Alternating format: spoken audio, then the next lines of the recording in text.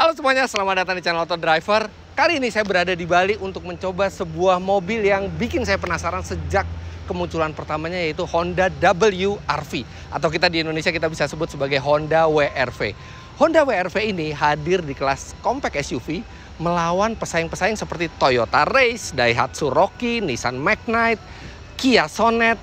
Dan ini adalah salah satu keluaran terbaru Honda, dan ini adalah line up baru Honda karena sebelumnya Honda tidak pernah memiliki compact SUV. SUV paling mungil mereka sebelumnya adalah Honda HR-V dan sekarang ini ada di bawahnya. Dan kami sudah pernah melakukan first impression terhadap mobil ini. Anda bisa klik linknya di atas. Tapi kali ini saya berada di Pulau Bali dan akan merasakan impresinya. Mungkin ini bukan tes jangka panjang, tapi minimal bisa merasakan bagaimana karakter dari mobil ini ketika dikendarai, dan apakah dengan agak terlambatnya WRV itu masuk ke pasaran 1 tahun setelah Toyota Race, dia memiliki kualitas yang bisa membuat rivalnya ketar-ketir.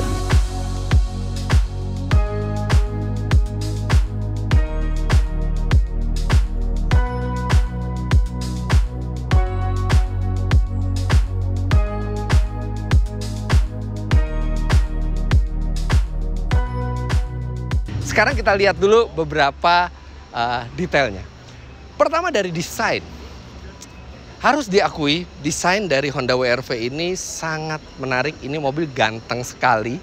Dan dia memadukan antara unsur yang cute, manis mobilnya, tapi juga maco. Kalau kita bisa lihat sudutnya di sini tegak. Kemudian di belakangnya juga relatif tegak. Tapi dengan guratan-guratan desain itu yang modern dan keren, apalagi ini adalah tipe RS yang grillnya ini sudah seperti ini dan dipadu dengan warna merahnya ini.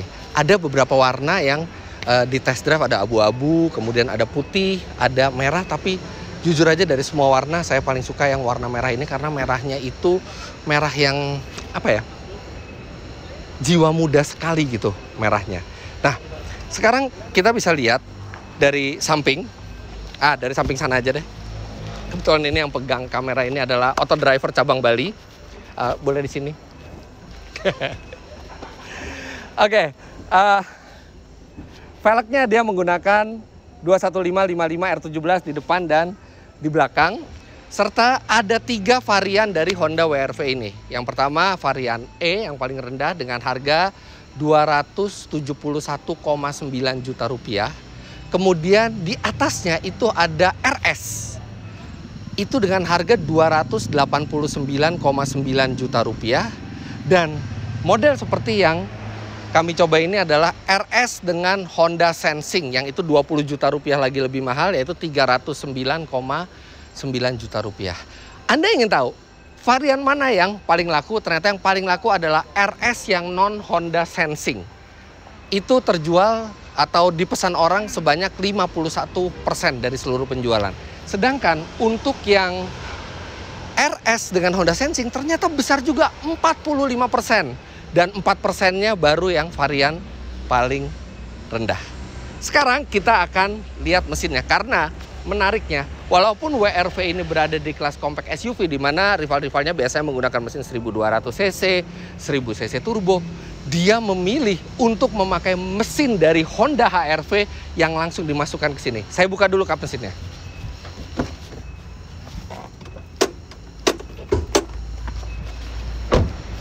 Jadi, di balik kap mesin ini, dia ada mesin 1500 cc, 4 silinder, dengan tenaga 121 PS dan torsi 145 Nm, yang mana itu terbesar di kelasnya.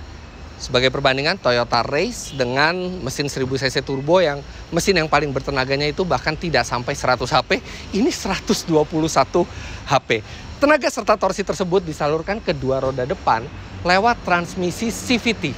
Dan sekarang tidak ada lagi, bukan sekarang ya karena ini baru 1 generasi, dan untuk WRV ini tidak ada option transmisi manual sama sekali. Alasannya adalah karena keterbatasan produksi. Jadi seperti kita tahu Honda juga masih mengalami sejumlah kesulitan produksi karena kekurangan chip Jadi mereka harus memilih model mana yang diprioritaskan untuk dirakit atau dibuat. Dan mereka memilih untuk yang varian otomatis karena berdasarkan dari line up lainnya, varian otomatis ini yang pangsa pasarnya lebih besar. Secara dimensi, mobil ini termasuk yang terpanjang di kelasnya dan termasuk yang paling lebar. Walaupun wheelbase-nya sebenarnya bukan yang paling panjang. Tapi karena overhang-nya lumayan panjang, artinya kita mendapatkan bagasi yang lega. Dia nggak lega-lega amat secara panjang, tapi dia dalam. Jadi kedalamannya ini yang membuat kapasitasnya cukup besar. Bahkan kalau misalnya masih kurang besar, kita dengan mudah bisa melipat bangku tengah ini. Walaupun tidak rata ya, jadi tidak rata, dia masih ada perbedaan ketinggian. Tapi tetap ini adalah kapasitas yang besar dari sebuah compact SUV. Nah ini Anda bisa lihat di sini ada wiper, tapi tidak ada rear defogger. Sama seperti Honda BR-V, karena memang mobil ini berbasis Honda BR-V. Jadi bisa dibilang ini sebenarnya Honda BR-V versi 5 pintu, tapi dengan perbedaan bukan hanya di dimensi, tapi juga bentuk-bentuknya berbeda. Lihat ini belakangnya ganteng sekali loh. Mas, kejatuhan daun lagi. Oke, jadi kalau kita lihat di belakangnya ini, belakangnya kelihatan memang ada napas BR-V-nya di sini, tapi tetap serasi dengan yang ada di bagian-bagian lainnya. Kemudian ada spoiler yang bisa menambah tampilan yang lebih sporty.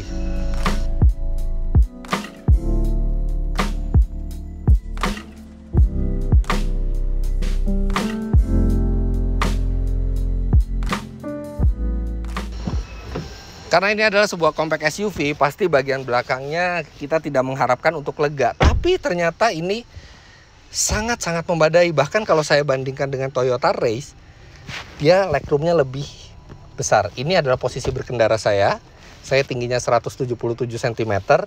Dan lihat ini, legroomnya masih lega. Kemudian headroomnya, nah ini headroomnya juga masih sangat memadai.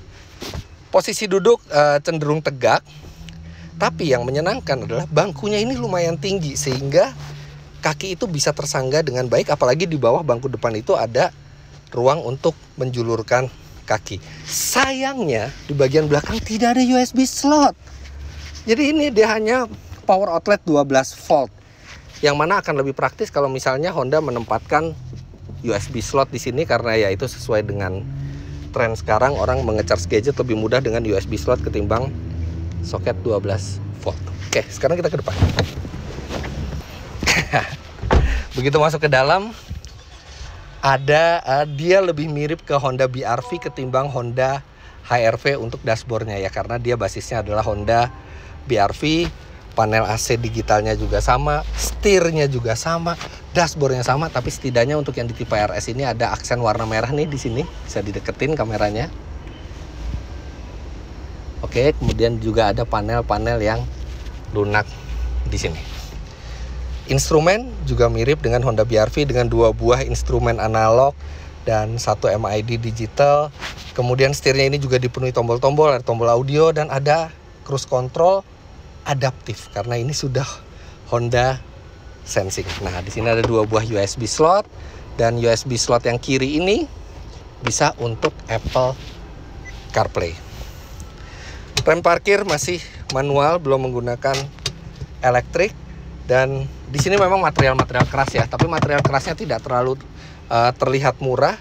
Dan di sini tetap ada bahan fabrik yang memberikan aksen hitam dan merah khas RS. Nah, posisi berkendara bagaimana? Sebenarnya posisi berkendara mobil ini sudah lebih ergonomis dibandingkan pesaingnya, yaitu Toyota Race atau Daihatsu Rocky. Tapi andaikan ada teleskopik, itu pasti akan lebih ergonomis lagi. Tapi sayangnya tidak ada. Saya sudah bertanya langsung ke yang mendesain mobil ini. Dia bilang bahwa ya nanti kalau misalnya permintaan pasar tentang teleskopik itu banyak, mungkin di perbaikan berikutnya kita akan tambahkan teleskopik. Jadi ya Buat beberapa postur ini posisinya enak, tapi buat beberapa postur yang lain mungkin kurang enak. Tapi menurut saya ini untuk ukuran tanpa teleskopik ini sudah masuk ke hitungannya ergonomis. Kemudian yang saya suka lagi ini atapnya warnanya hitam ya, jadi nggak mudah terlihat kotor. Kemudian di sini ada lampu baca belum LED, masih kuning. Dan oke, nggak akan berpanjang-panjang lagi. Sekarang kita akan langsung jalan untuk merasakan mobil ini. Let's go.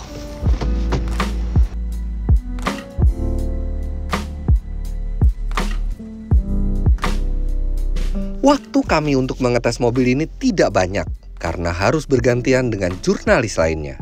Namun yang langsung terasa saat berada di balik kemudi Honda WRV adalah betapa miripnya rasa pengendaraan mobil ini dengan BRV.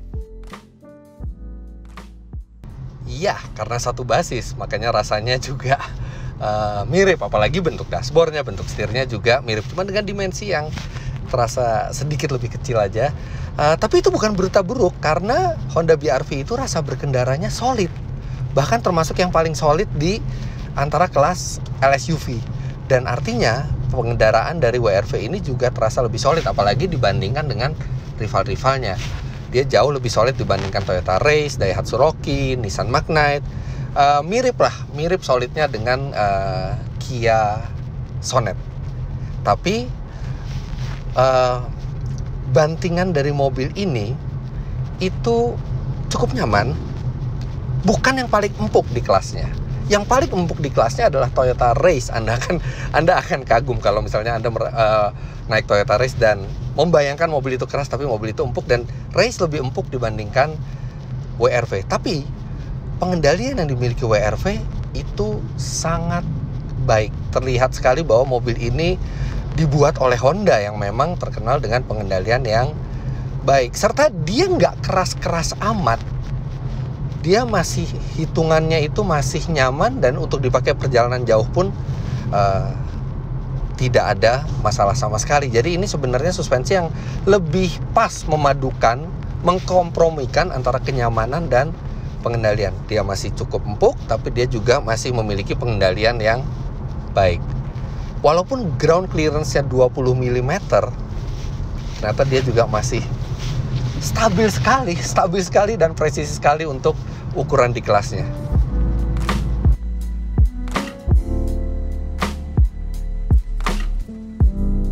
Dengan tenaga 121 PS yang terbesar di kelasnya, WRV juga memberikan akselerasi kuat meskipun menggunakan transmisi CVT. Iya, terutama di putaran atas. Tapi sayang karena ini adalah first drive dan kami tidak mendapatkan tempat yang layak untuk melakukan tes akselerasi, jadi belum ada data akselerasinya, tapi terasa kuat akselerasi di putaran atas. Dan ya, ini tenaga terbesar di kelasnya. Kemudian transmisi CVT-nya itu halus di putaran bawah, yaitu keuntungan menggunakan CVT. Tapi ketika digas, walaupun bukan di mode S, dia responsnya itu cukup cepat. Jadi nggak ada masalah ketika Anda mau menyalip atau mau berakselerasi dengan mobil ini.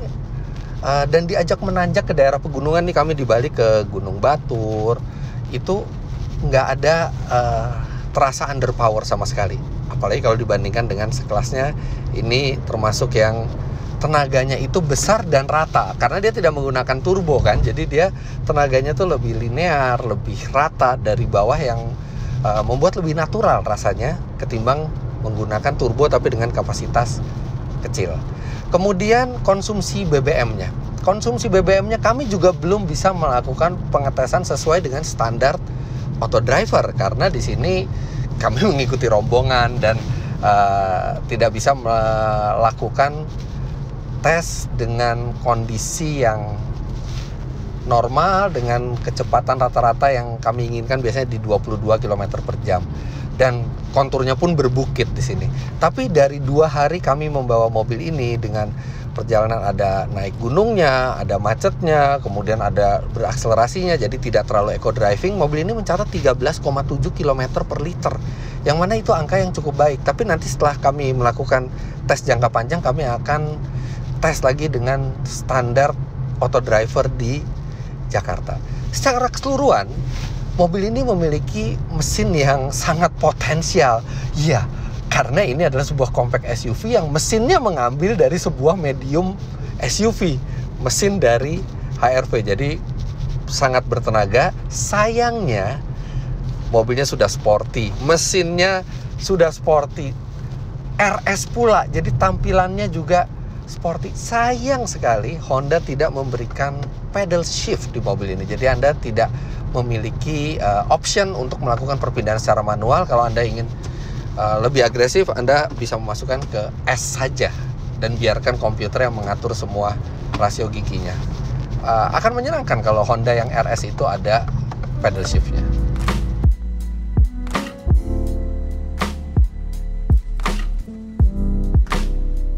Honda WRV RS yang kami tes ini sudah dilengkapi dengan Honda Sensing, tapi kami belum bisa mengetesnya secara lengkap.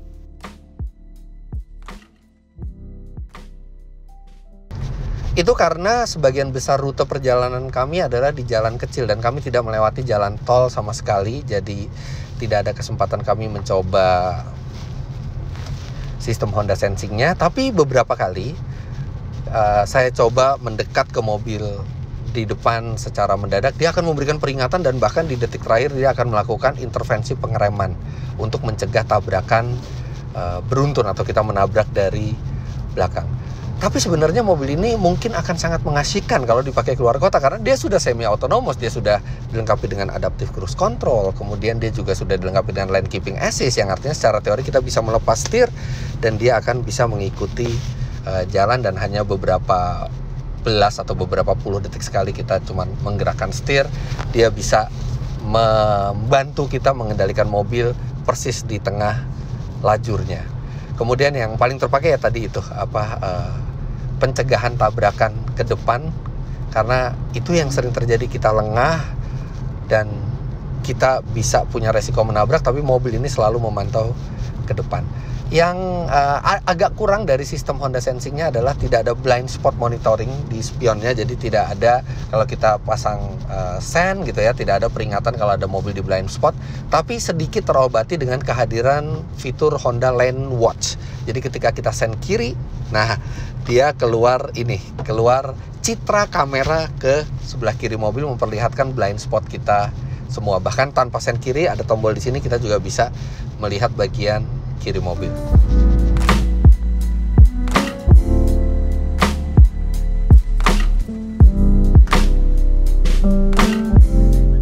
Dari impresi singkat kami, terasa kalau WRV yang datang lebih akhir ketimbang rivalnya memberikan sejumlah keunggulan. Anda mau mengharapkan apa lagi dari sebuah compact SUV? Mobil ini bentuknya keren, sporty, mesinnya terbesar, baik dari kapasitas maupun tenaganya di kelasnya, kemudian rasa berkendaranya solid, serta kenyamanan suspensi dan kelegaan ruangnya masih memadai.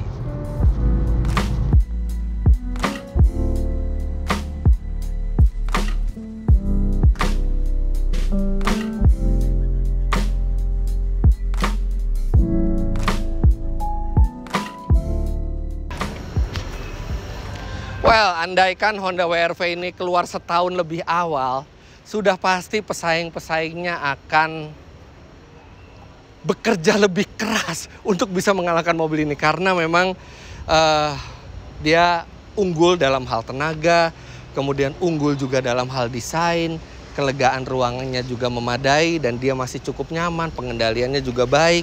Dan menurut kami ini adalah salah satu yang terbaik di kelasnya. Wajar kalau misalnya permintaan orang ke mobil ini sekarang semakin banyak, tapi kami tetap harus melakukan proper test dengan jarak yang lebih jauh, karena dengan jarak yang lebih jauh kami akan bisa mengetahui bagaimana performa sesungguhnya, bagaimana konsumsi bahan bakar sesuai standar kami, apa saja kelebihannya dan kelemahannya secara lebih akurat. Tapi itu nanti akan kami buat setelah kami bisa meminjam mobil ini dalam jangka panjang dan melakukan tes yang lebih proper. Tapi untuk first drive kali ini sekian dulu. Terima kasih banyak Anda sudah menyaksikan. Jangan lupa Anda klik like bila menyukai video ini, komentar di bawah, dan subscribe ke channel Auto Driver jika Anda belum. Main-main ke website kami di www.autodriver.com serta download aplikasi kami Auto Driver di Google Play Store. Terima kasih banyak Anda sudah menyaksikan. Sampai jumpa di video selanjutnya. Bye-bye.